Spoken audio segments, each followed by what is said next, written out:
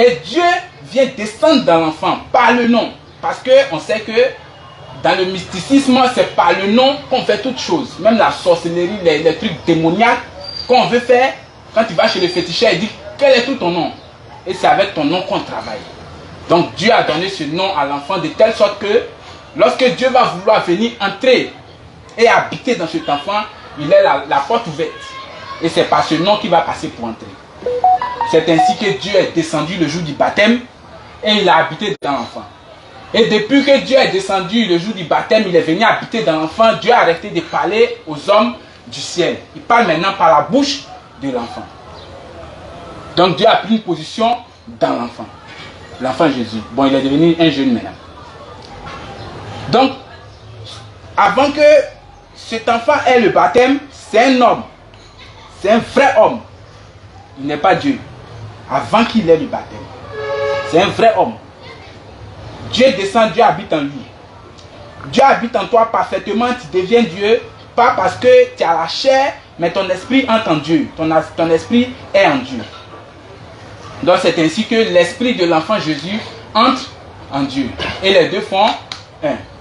Et Dieu habite maintenant dans l'enfant. Et quand Dieu veut parler, Dieu s'exprime à travers l'enfant. Jusqu'à ce que il arrive le moment où l'enfant doit se sacrifier. C'est ainsi que Dieu sait que s'il est présent dans l'enfant, lui aussi va mourir. Voilà, l'enfant il ne peut pas mourir puisque Dieu est parfaitement en lui.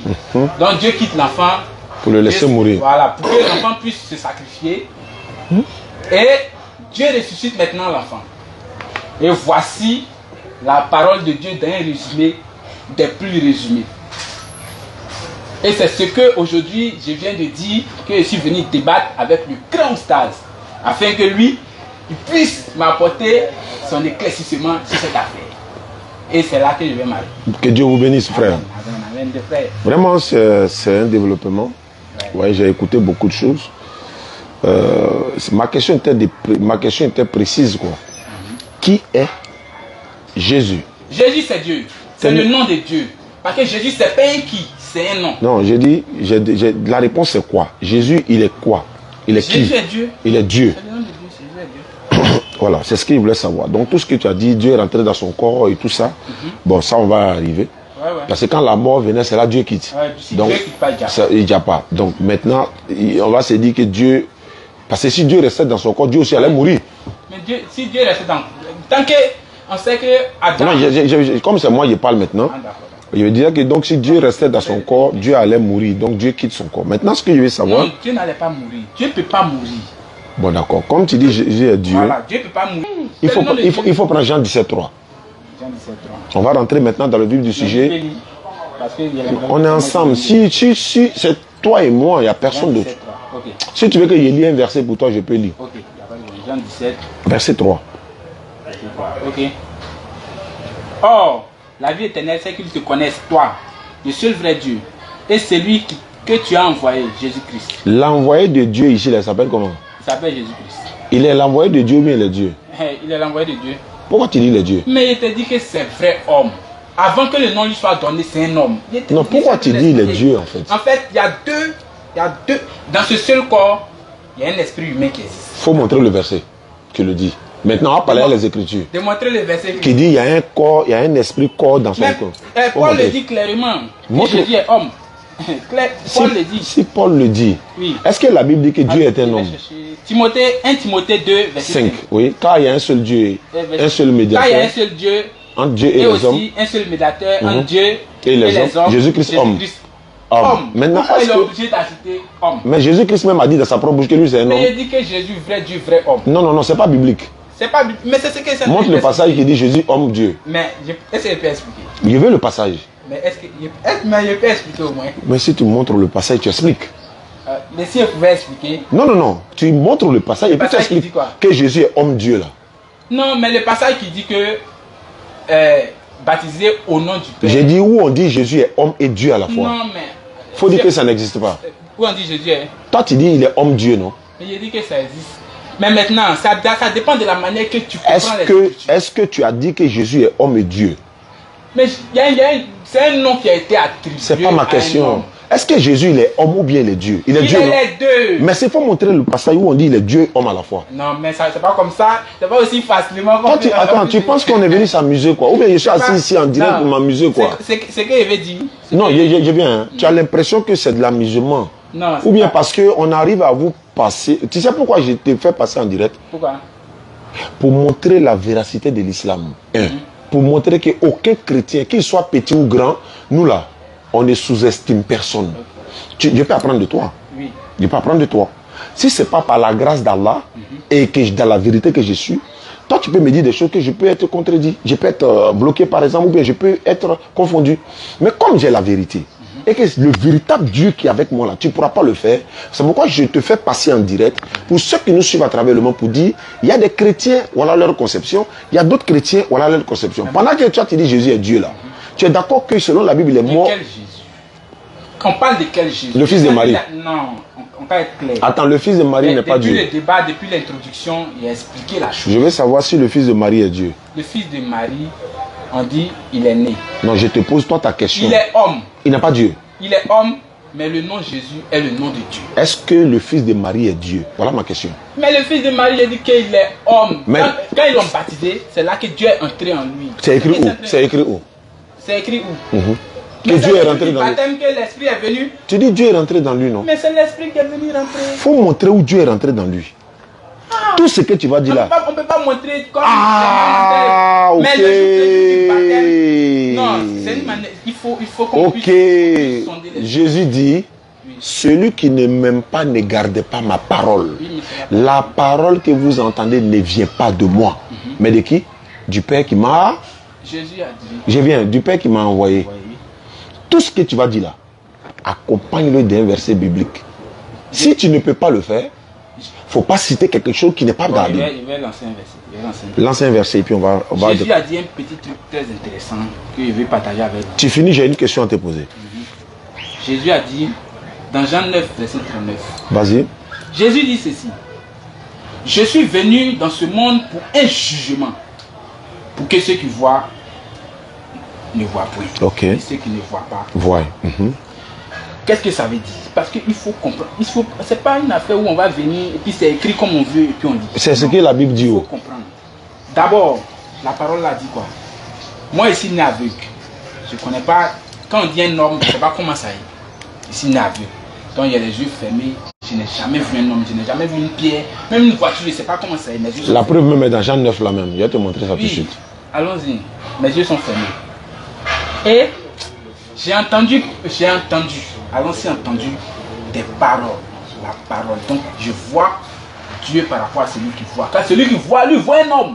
Lui dit que lui c'est un homme, ça c'est pas le fils de Joseph qui est né avant-hier. Parce que je le vois. Il dit c'est un homme. Mais c'est lui que je ne vois pas. Quand j'ai les yeux fermés, c'est la parole de Dieu que j'entends. Dieu merci. Ça c'est une très très bonne remarque. Tiens ça là.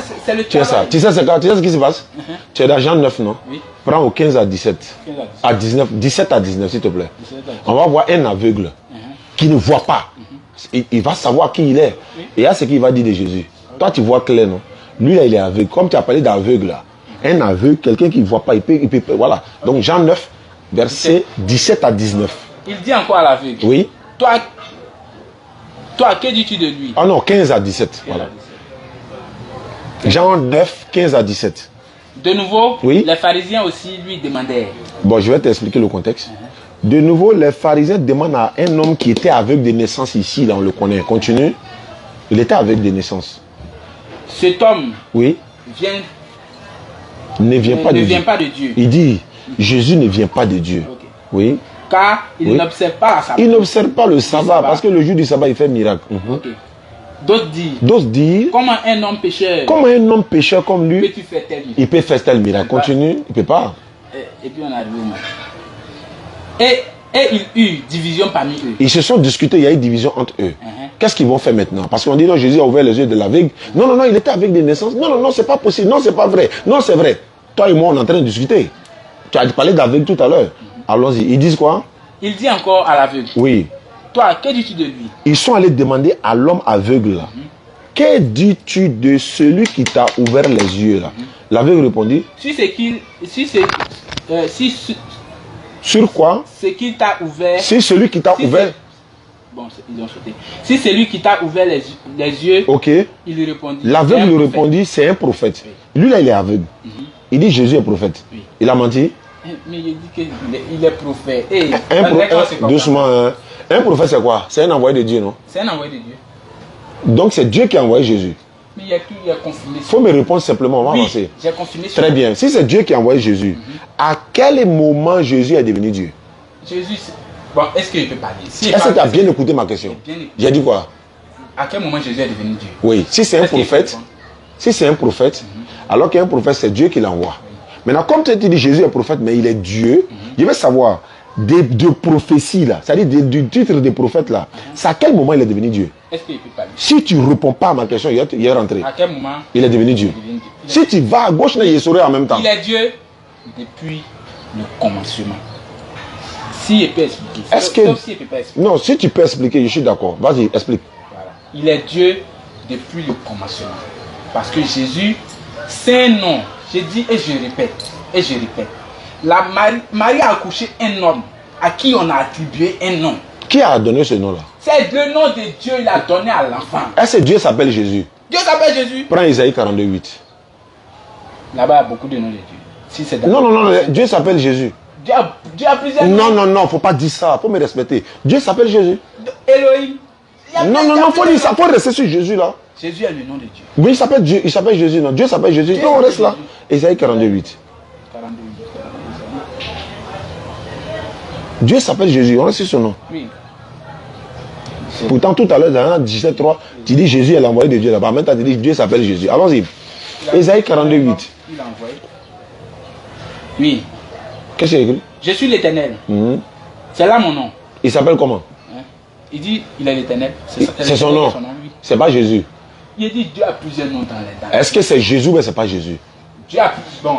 Est-ce que Dieu n'a pas plusieurs noms? J'ai dit, faut me répondre. Tu as dit Dieu s'appelle comment? Dieu s'appelle Jésus. Faut rester sur ça. Faut pas changer parce qu'il a donné un autre nom. C'est pourquoi il dit souvent, attends, il m'adresse aux internautes. Le plus souvent, j'envoie, ou bien encore les personnes qui nous embrouillent souvent dans WhatsApp là, on les envoie sur la place publique. Pour que les chrétiens même qui nous suivent en direct là, n'ont qu'à comprendre que peu importe la personne, en tout cas par la grâce d'Allah, ceux qui vont compter là, il ne peut rien créer, il ne peut rien prouver. Il dit, il veut venir qu'on débatte. Moi, ce n'est pas un débat. Hein. Je lui pose juste 2-3 questions qu'il est incapable de répondre. C'est pour ça qu'il a demandé, est-ce que ton pasteur est là, par exemple?